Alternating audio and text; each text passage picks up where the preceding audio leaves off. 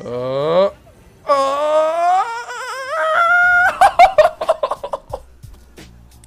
I think we take the wheel.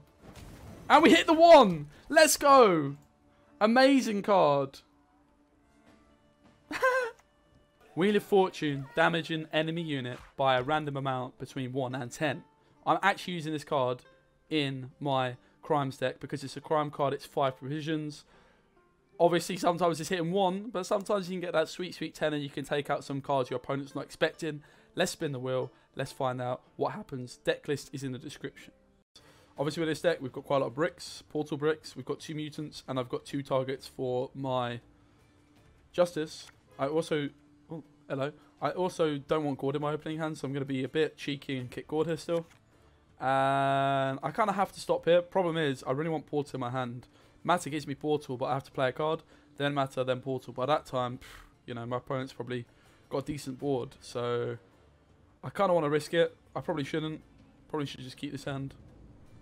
Let's kick Axie. Is Axie really doing much? Bless RNG. When the new expansion comes out, we're going to have Onyomancy, which plays any card from your deck, including Portal. So rather than having to play a card, then play Meta, then play Portal, I'll just be able to play Portal straight away. So it's going to be interesting to see how these decks perform with that card being added to the game. I think it's going to be a big buff to Portal decks, but also to Scenario decks, which is kind of scary. We will see. John the Talus coming in, probably a Boiling Oil. The lesser spotted John the Talus, of course, would suggest it is a Warfare kind of deck, which maybe could also suggest I shouldn't be on this back row.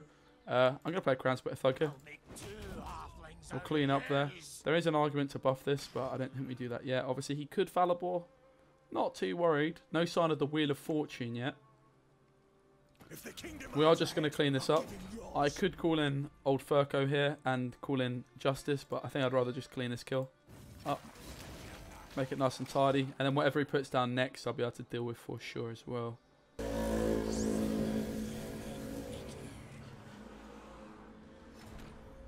Okay, so we get cleaned up by Philippa, which is, you know, less than ideal.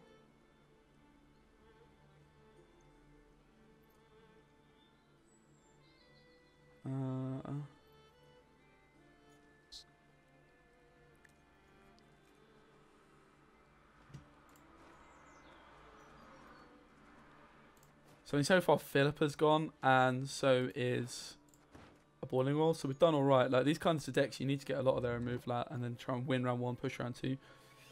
Matter's a bit slow. I could obviously put the pig down. I think the pig should be safe here. Now Philippa's gone, and I'll probably Justice next, so we get the Intimidate buff off the Justice.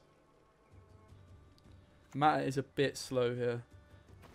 I mean, in fairness, I can just clean this up nice and easily, so I think I'll just take that. Like that, I can hit from 100 paces off. 200. Protect the asset that is Skewer Tooth here.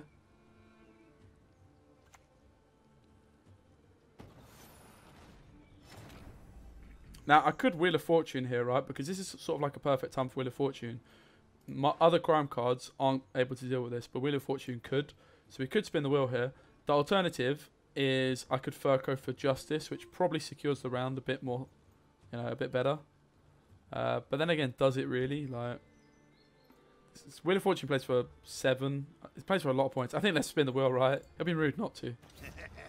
Now this is a knife. Let's go, man.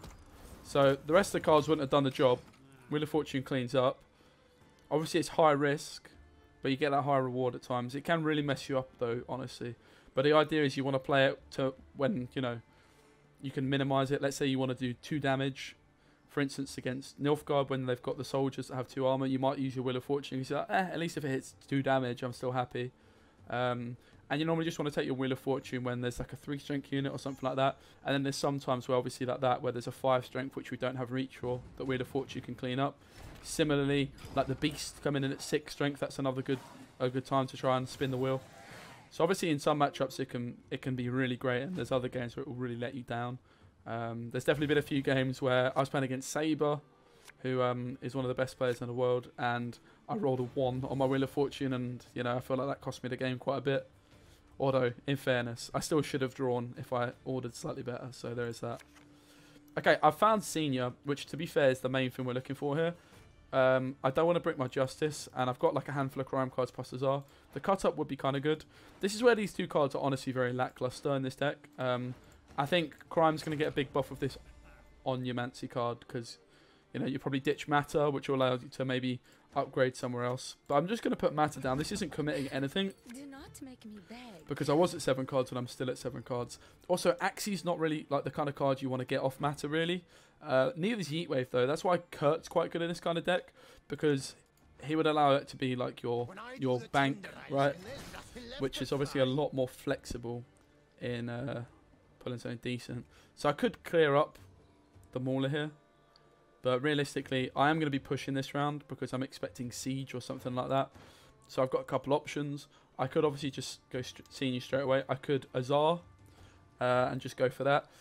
I could also Azar and deny the tribute, accepting that he's, you know, going to be able to get through with a Fallible. But I think because he's got this Mauler, I need to pay the tribute here. Soon you shall transform and receive the gift of life. Obviously, Azar, not great in this matchup against Northern Realms, and I'm still expecting Fallible, but Philippa is gone, which is obviously a very big counter to this kind of deck. A lot of decks don't have that answer to your Senior, but Northern Realms is one of those decks that normally does, because they can answer Defender, and then if they've got Philippa too, they can clean up really easily. So we are just going to get our Senior in here. It's important to normally leave one Zealot at the back here. Reason being is just that